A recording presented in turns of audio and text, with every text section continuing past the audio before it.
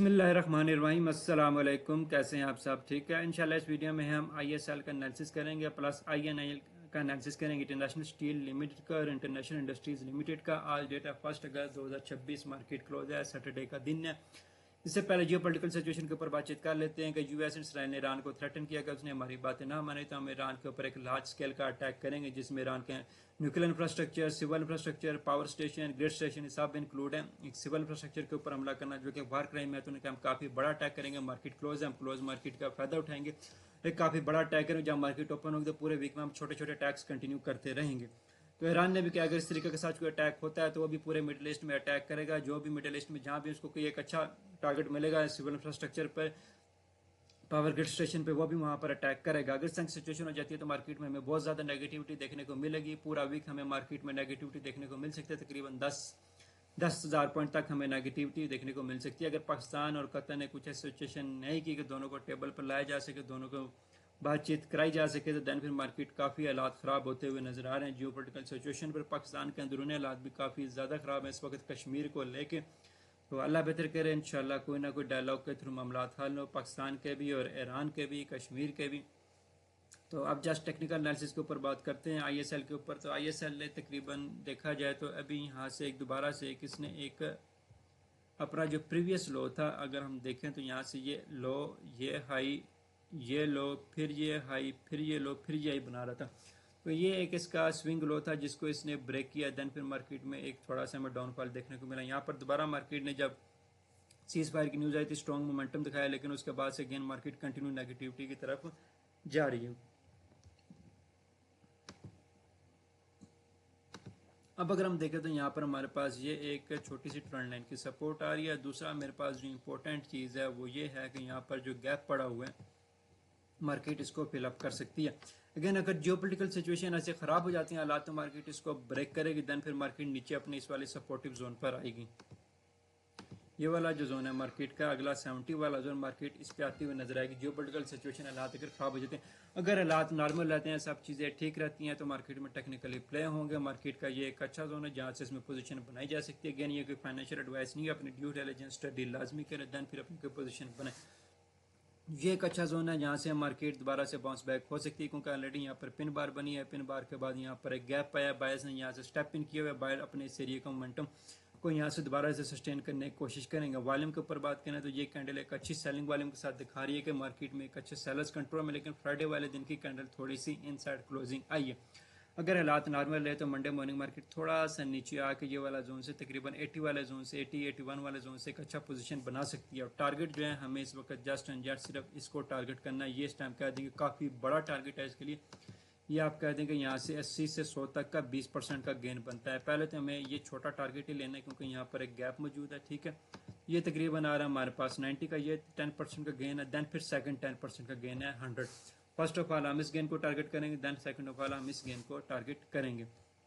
दूसरा, अगर हम यहाँ पर एक फिबोनाची भी लगाते हैं, फिबोनाची जोन पर लगता नहीं है तो हमें लगाने की ज़रूरत भी नहीं है। यहाँ पर हम फिबोनाची लगाएंगे तो ज़बरदस्ती करेंगे, क्योंकि जस्ट यहाँ पर ये एक ब्रेकर ब्लॉक है। ब्रेकर ब्लॉक से मार्केट दोबारा से रिजेक्शन की तरफ आ रही है, नीचे की तरफ, क्योंकि ये इसने एक स्विंग लो था जिसको ब्रेक किया। मार्केट दोबारा से इसको रिटेस्ट करके दोबारा से इनसाइड क्लोजिंग दे चुकी है, फिर सेलिंग में आ रही है। अगर मार्केट ने यहाँ से सस्टेनेबिलिटी नहीं दिखाई, यहाँ से दोबारा से एक पिन बार नहीं बनाई, एनगल्फिंग कैंडल नहीं बनाई और स्टर्न लाइन को ब्रेक कर जाती है, तो देन फिर हमें आईएसएल में थोड़ी बहुत नेगेटिविटी और देखने को मिल सकती है। मार्केट सेल वाली साइड पर जा सकती है।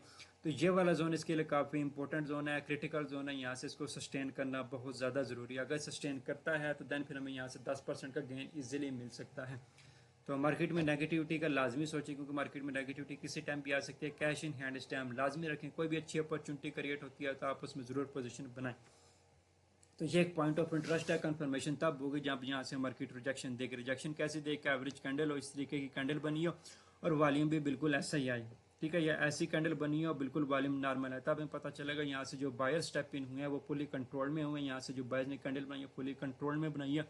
अब ये वाली जो कैंडल होती हैं ये कंट्रोल्ड कैंडल होती हैं, ये कंट्रोल्ड कैंडल होती हैं। ठीक है, जब कंट्रोल्ड कैंडल होती है तो मोमेंटम कंटिन्यू होने के चांसेस काफ़ी ज़्यादा होते हैं। और जो कैंडलें कंट्रोल्ड नहीं होती है, अचानक से मूवमेंट आ जाती है, वो कंट्रोल नहीं होती, वो मोमेंटम फेक होने के चांसेस काफ़ी ज़्यादा होते हैं। ठीक है, तो ये हमारा एक पॉइंट ऑफ इंटरेस्ट है जहाँ से हम देखेंगे मार्केट में हमें कैसे अपसाइड पोटेंशियल देखने को मिल सकता है। ठीक है, इसके बाद हम INL के ऊपर बात करते हैं। इससे पहले एक और अपडेट देते हैं, 14 अगस्त से हमारा टेक्निकल कोर्स स्टार्ट हो रहा है। अगर आप डिटेल टेक्निकल एनालिसिस सीखना चाहते हैं, वॉल्यूम से related, price action concept, smart money concept detail में सीखना चाहते हैं, तो हमसे जरूर कॉन्टैक्ट करें। यूट्यूब की डिस्क्रिप्शन में लिंक मौजूद होगा, फेसबुक की प्रोफाइल में, ट्विटर की प्रोफाइल में भी लिंक मौजूद होगा। अगर आप सीखना चाहते हैं तो जरूर से कॉन्टैक्ट कर सकते हैं। प्रीमियम अगर सर्विस हासिल करना चाहते हैं प्रीमियम सिग्नल की, तो हम हमसे उस सिलसिले में भी कॉन्टैक्ट कर सकते हैं। डिस्क्रिप्शन में लिंक मौजूद होगा। प्रीमियम सिग्नल सर्विसेज के लिए भी आप हमसे कॉन्टैक्ट कर सकते हैं। अगर आप कहाँ से बाइंग एंड कहाँ से सेलिंग सिग्नल लेना चाहते हैं तो आप ज़रूर हमसे कॉन्टैक्ट करें। हमारे रिजल्ट ऑलरेडी व्हाट्सएप चैनल में पोस्टेड हैं, आप उनको गो थ्रू कर सकते हैं। अच्छा, आप INL के ऊपर बात करें तो INL अपनी एक स्ट्रॉन्ग सपोर्ट के ऊपर है। ये वाला जोन इसका एक स्ट्रॉन्ग सपोर्टिव जोन है। दोबारा से मार्केट इसी जोन पर आ रही है और ये थर्सडे वाले दिन इसको ब्रेक करके स्विंग करके मार्केट वापस गया। स्विंग इसने क्या किया था, यहाँ पर एक गैप मौजूद था, मार्केट ने जस्ट गैप को फिल अप किया और यहाँ से स्ट्रॉन्ग मोमेंटम अपसाइड का दिया। तो ये अब मेरे पास एक सपोर्टिव जोन है। मार्केट अगर दोबारा से इस जोन पर आती है, यहाँ को सस्टेनेबिलिटी मुझे दिखाती है, तो दैन फिर ये वाला एक अच्छा जोन होगा 150 वाला, 147 वाला। यहाँ से एक अच्छी पोजीशन बाई की बन सकती है। शेयर अच्छा है, लॉन्ग टर्म में पोटेंशियल मौजूद है।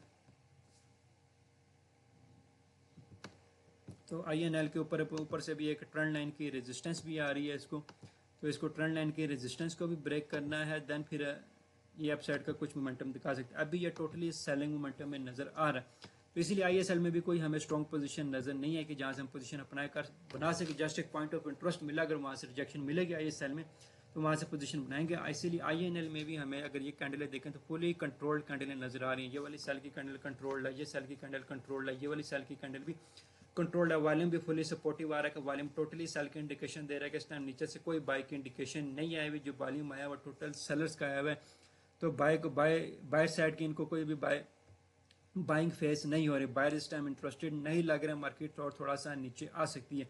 तो 150 वाले जोन तक हमें वेट करना चाहिए, जहाँ से मार्केट अगर थोड़ा सा सस्टेनेबल निकलती है, यहाँ को रेंज बनाती है, रेंज बनाने के बाद इस ट्रेंड लाइन को ब्रेक करती है, इसको ब्रेक करेगी तो दैन फिर हमें कोई अपसाइड का मोमेंटम प्ले होता हुआ नज़र आएगा। लेकिन अभी जो नज़र आ रहा है वो टोटली सेलिंग वाली साइड पर नज़र आ रहा है कि मार्केट सेल वाली साइड पर जा सकती है। तो रिकमेंडेशन ये है, कैश इन हैंड रखें, लाजमी रखें। नेक्स्ट वीक में कुछ भी हो सकता है, कोई अच्छी अपॉर्चुनिटीज़ क्रिएट होती है तो बाइंग की पोजीशन बनाएं।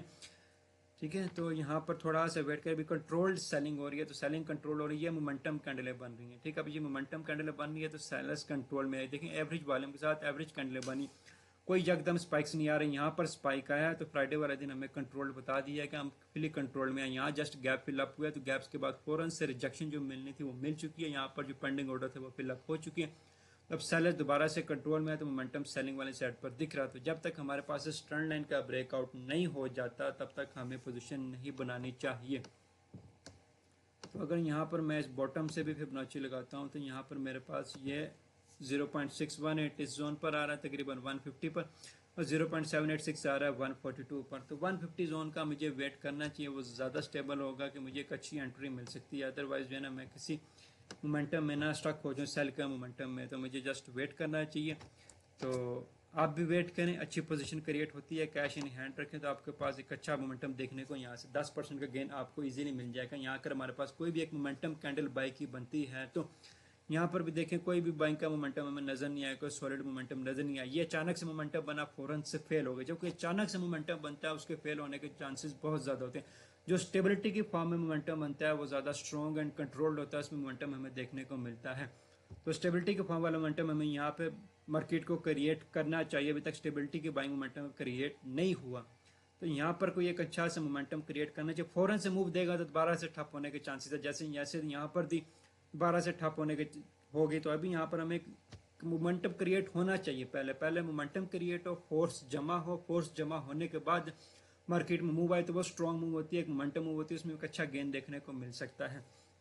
तो अगर यहाँ से मार्केट एक मोमेंटम क्रिएट करती है, ट्रेंड लाइन का ब्रेकआउट देती है, तो ये वाला जोन जो है मैं टारगेट करूंगा। ये मेरे पास एक सप्लाई जोन है, तो तकरीबन 165 वाला जोन जो है मैं टारगेट करूंगा। तो 150 से 145 से 150 के दरमियान अगर अच्छा मोमेंटम मिलता है तो यहाँ से तकरीबन 165 तक मुझे 10% का गेन इजीली मिल सकता है। तो इस वीडियो में INL ISL की यही अपडेट देनी थी। आप इन दोनों को कैसे देख रहे हैं, कहाँ से बाइंग देख रहे हैं, कहाँ से सेलिंग देख रहे हैं, अपनी राय का ज़रूर इजहार कीजिएगा। मुझे दुआ में याद रखें, चैनल सब्सक्राइब कर लें, फॉलो कर लें। अल्लाह हाफिज़। कोर्स के लिए भी लिंक मौजूद है, प्रीमियम सिग्नल सर्विसेज के लिए भी आप हमसे कॉन्टैक्ट कर सकते हैं। थैंक यू, अल्लाह हाफिज़।